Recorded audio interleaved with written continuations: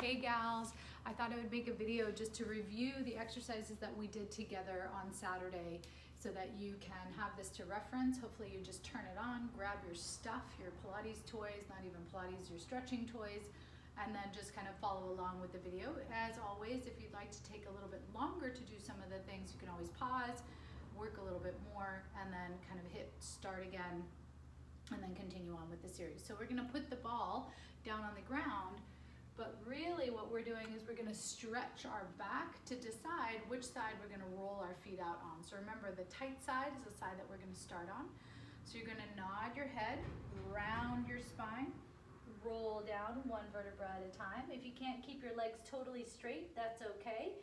And make an assessment, which side is your longer or shorter side. If they both feel evenly tight, you can just pick a side, but most of us have one side that's predominantly tighter than another. And then come all the way back up. If you have osteoporosis or osteopenia, you want to be careful and not force a rounded spine, but you can hip hinge and kind of stretch and feel that way which side is a little bit tighter. And if that's not applicable to you, then don't worry about it. Okay, so for me, it was my left side, that's my tight side. So I'm gonna actually take the ball and put it under my big toe balls. I'm gonna turn the screen down so you can see me a little bit better in terms of what I'm doing. I'm gonna take my ball and I'm gonna roll from my big toe to my heel. We're just gonna go pretty smoothly through each toe ball, 3 times rolling from the big toe to the heel, and then second toe ball. So I'm really kind of opening up the soft tissue in the bottoms of the feet. If you have plantar fasciitis, please go gently. Don't push too hard. Some folks sometimes want to use a lacrosse ball. I actually discourage that. I think it's a little too tough on the tissue, and if you're already vulnerable with plantar fasciitis, or you tend to have a lot of inflammation in your feet and ankles, sometimes the cross balls can tear muscles and soft tissue rather than releasing them. So make sure that the ball density is givable enough for the tissue, for the soft kind of muscles and ligaments and tendons of your feet to receive the body weight and the body rolling. So here I am, I'm on my pinky side, now on my tight side. I'm gonna come off of that, and then we're gonna swap over to the other side. Find your breath, exhale. I like to exhale as I roll forward, inhale as I bring it back, exhale as I roll forward, inhale as I bring it back. Couple more, and then heading over to my middle, my third toe ball, rolling there.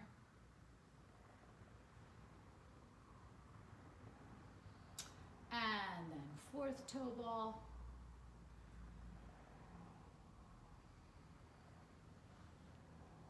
Okay, and then fifth toe ball. Great. Okay, so again, just a few, right? Just enough to get some softness and some flexibility in the bottoms of those feet. And then hands down. Again, nod your head, round your spine. Notice if you feel a little bit differently. And the more you do this, the more the body will start to respond and we'll be able to relax. Okay, so we're gonna move on. I'm gonna grab my mat and lay it out. You're going to not only grab your mat and lay it out, but also grab your strap. So you can grab a firm strap, or you can grab your, kind of your stretchy strap. That's the word I'm looking for. All right, so go ahead and lie back on your back. We're gonna start with our ankles.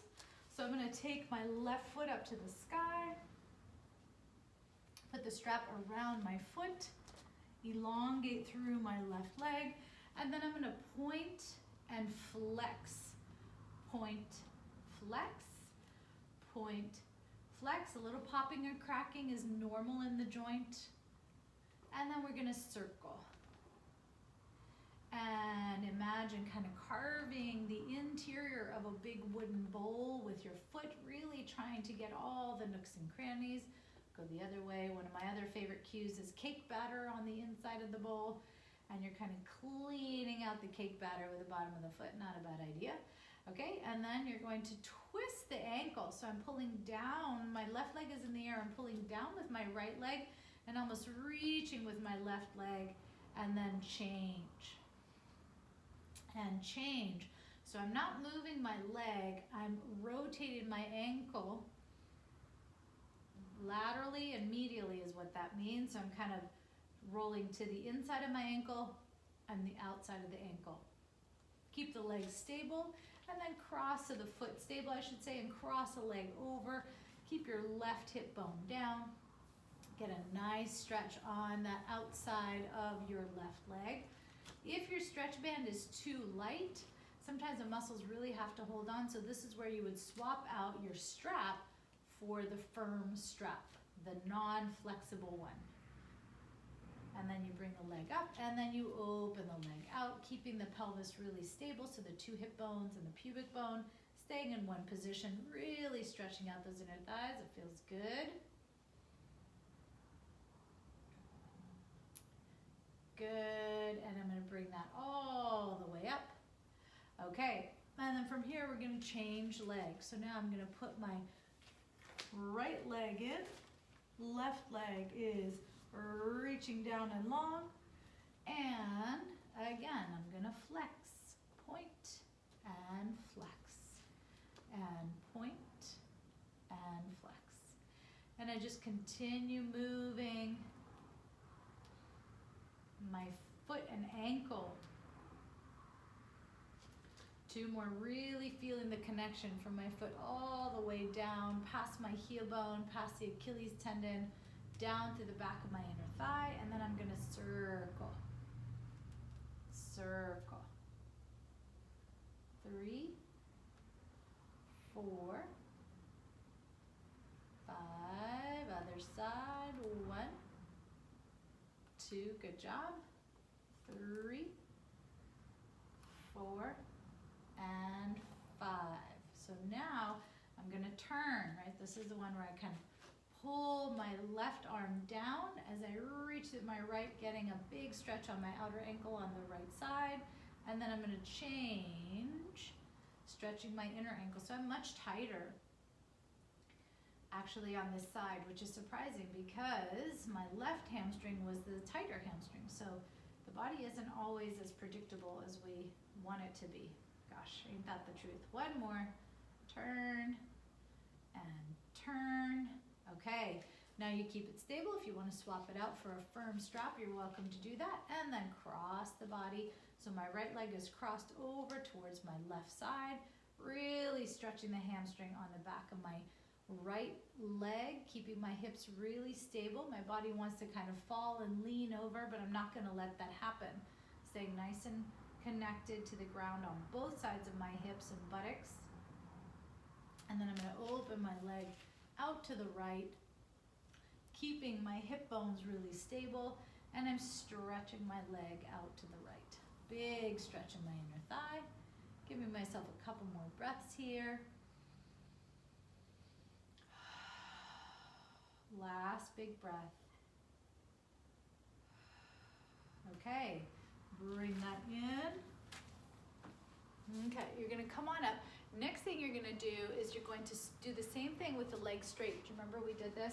So you take the leg, let's go back to the left side. I'm starting with my left because that was my tighter side. And I'm just going to circle my ankle. And the reason that I like doing this, and I think I mentioned this when we were together on Saturday, is I can see how much my whole leg wants to move versus just isolating my ankle. Right? And you really want to get to the point where you're just able to isolate your ankle, not letting your knee or your thigh or your shin bone move, maybe, you know, half an inch or so in either direction, but that's about it. And then let's do the other side. So I'm going to turn just so that we can kind of see clearly. Got my right leg in the strap. And again, I'm circling. And as I'm circling, I'm not moving my thigh or my knee or my shin, just my foot and ankle. 3, 4, 5. Great, let's go the other way. 1, and 2, and 3, and start noticing where you're particularly tight. 4 and 5. Great, okay. So next, we're going to grab our ball. Again, I'm gonna start on my left side. And I'm gonna place it directly under and right up my sits bone. Sits bone is the bone that you sit on. It's called the ischial tuberosity for those anatomical folks. But you're just in front of it, and be mindful how much pressure you put on the hamstring here up at the attachment site. You want that kind of sensitivity all over your body, but particularly up here, because it affects not only your hamstring, but it will affect the pelvis and the way your leg moves in the socket. So as I am kind of walking in place, and then I start walking backwards, kind of my butt walk, I'm really noticing kind of some tight spots. So this is a little more self-massage-y, kind of self-exploration. You can kind of rock side to side, walk it back a little bit. You can also turn your leg. So here I'm moving my thigh bone, turning out and turning in. I've kind of found a good juicy spot, so I'm gonna hang out there for a little bit. And start to recognize good pain from bad pain. If it's pinching or burning, the rule of thumb is you get off of it. You don't hang out there for a long time, but it just feels tight, then you can hang out there and make sure you're breathing through it. You never want to stretch to take your breath away or any sort of release work. If it does, that's too tight, your body's not quite ready for it, and it can even perceive it as trauma. So you want to be careful for that. Okay. So that's, for me, plenty on that side. Oh, it feels so much better. Yep, okay. Other side. Again, moving at your own pace, making sure that you're connecting to your breath. And the importance of stretching, we know it, right? We hear it all the time. But our body, if it's really tight, 1, doesn't perform well. And 2, we're much more prone to injury because of things, instead of things being flexible, they're much more prone to tearing, subluxing, right? Joints popping out of socket, that kind of stuff. Those are kind of extremes, but the more flexible you are, the more you can bend under pressure without the risk of injury. Your body is more resilient. Right? So stretching becomes a crucial part of our everyday life. Okay, and then I'm turning. Kind of found a good juicy spot for my body. My body says, yes, please. I'm gonna hang out here for a little bit. Ooh, I found another one. Okay. Hamstrings so involve that whole low back and leg area that when we can kind of release those hamstrings, man, is it a gift to the body. All right. Good, okay. So from here, we're gonna work on opening up the hip flexors. So this is where you grab your foam roller.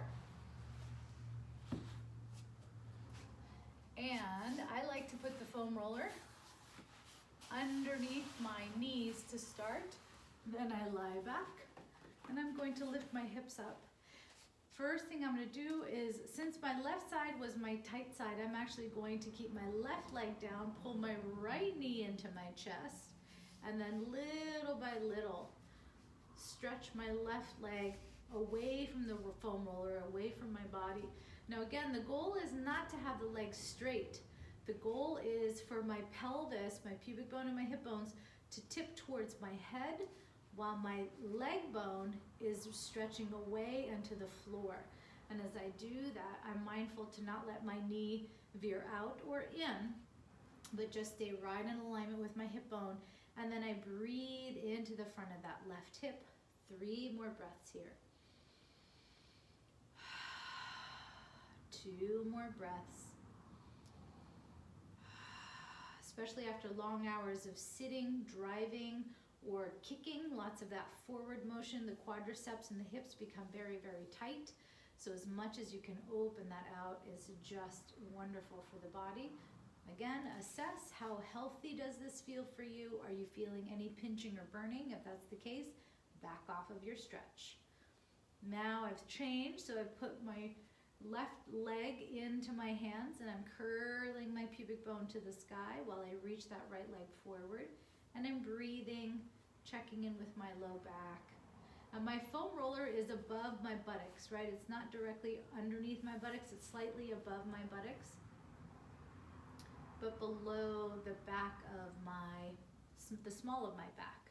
So there's kind of a sweet spot there, like a little shelf. And I'm just kind of resting into that shelf. Okay, one more breath here.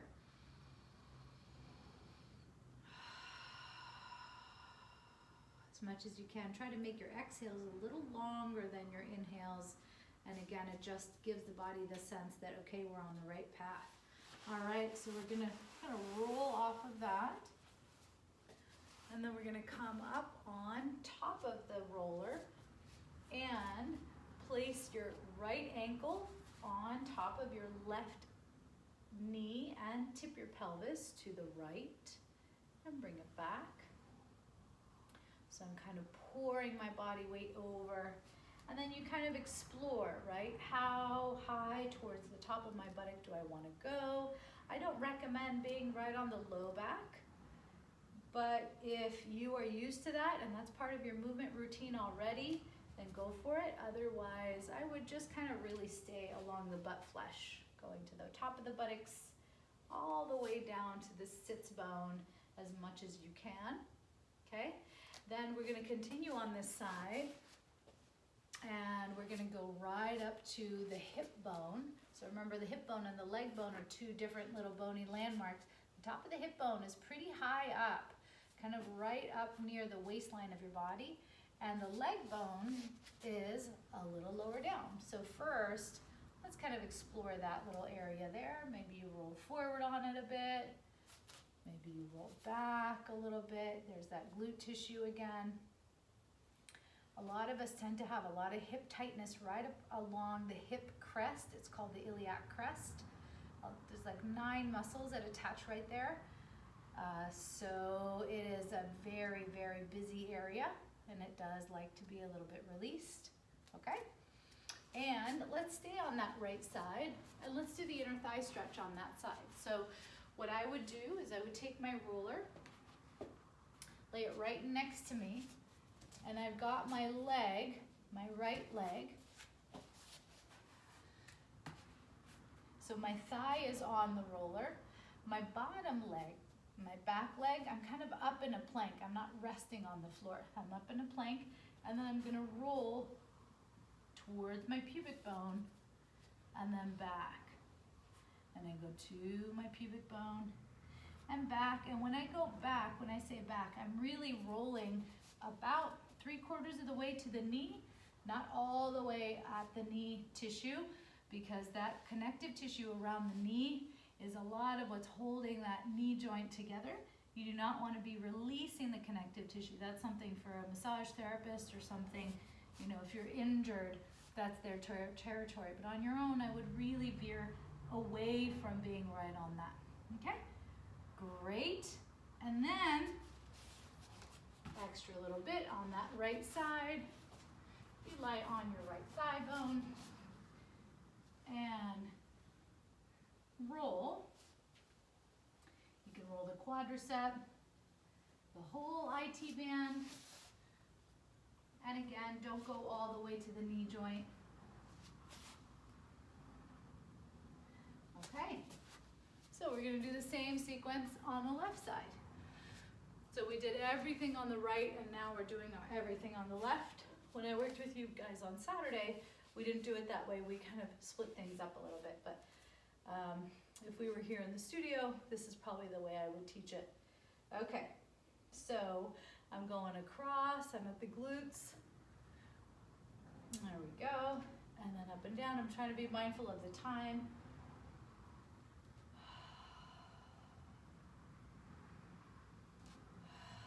Using my breath to really kind of open up the blood, oxygen connection, hydrates the tissue, and actually carries more nutrients, which is really good. Okay, and then you're going to roll onto, from the hip bone, right, which is higher up, down to the leg bone. Hip bone, leg bone. And I kind of like to isolate this area a little bit because it's often overlooked. We get so kind of wowed by the tightness of our IT band that we forget that it actually starts pretty high up. Okay, and then if you'd like, you can continue all the way. We'll get to the inner thigh in a moment. But go ahead and just track that line again. Don't go too close to the knee, please, about 3/4 of the way. Okay, now we do the inner thigh. And there's more to do, so next time we work together, I'll show you other variations of all these, which take everything a little bit more deeply. But it's always great to have a nice starting point. So here I am, I'm up, and I'm taking the top of my roller, kind of angling it out a little bit, and I'm rolling to my inner thigh. Coming close to the inner thigh. Yep, that left side is definitely my tighter side. And I'm in like a plank, right? So you want to imagine that forearm plank position. One more.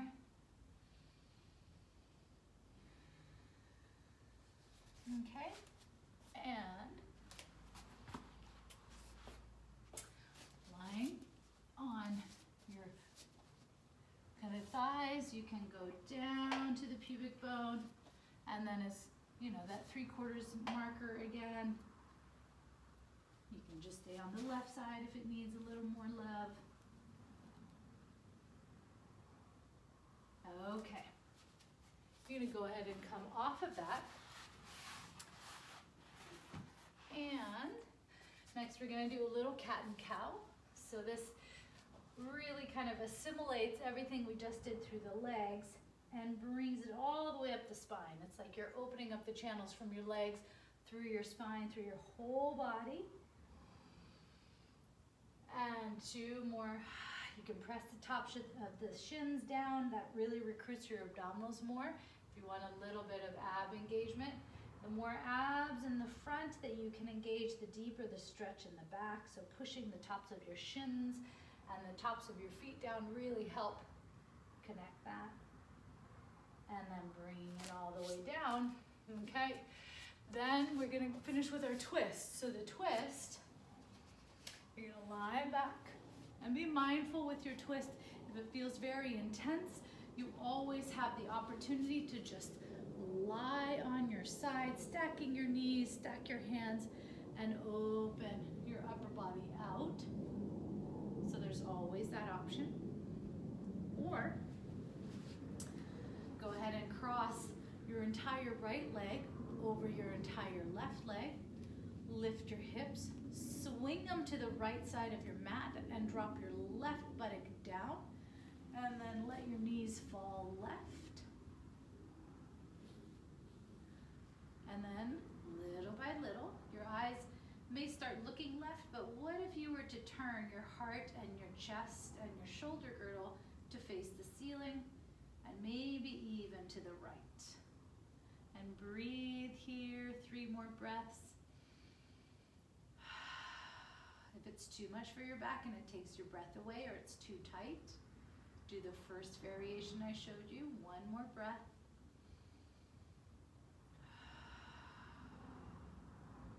And then gently unwind, realign your hips, unstack your legs, and let's do the other side.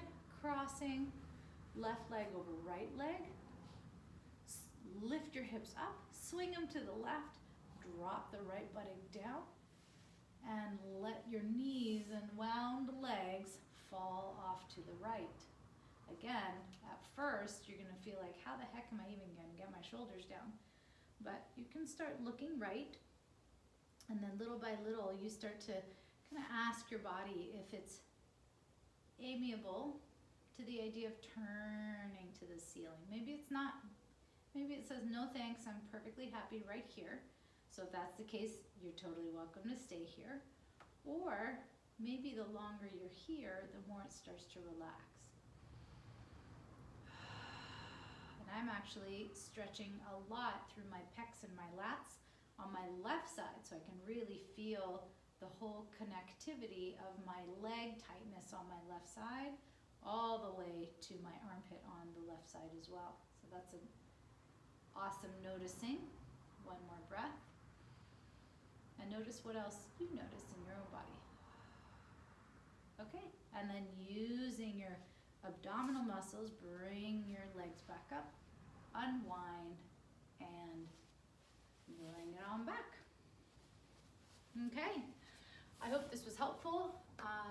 Do it as often as you can. I certainly recommend once a day, and I recommend doing this after your workouts because you want to have some dynamic stretching first. So whatever you guys do dynamically to warm up a little bit, once you've dynamically warmed up, you can do these stretches and then get on the field, or do them when you're done with your practice. All right, or your play. Have fun in Vegas, and I wish you all great luck, and I look forward to working with you all again soon. Have a great day. Bye.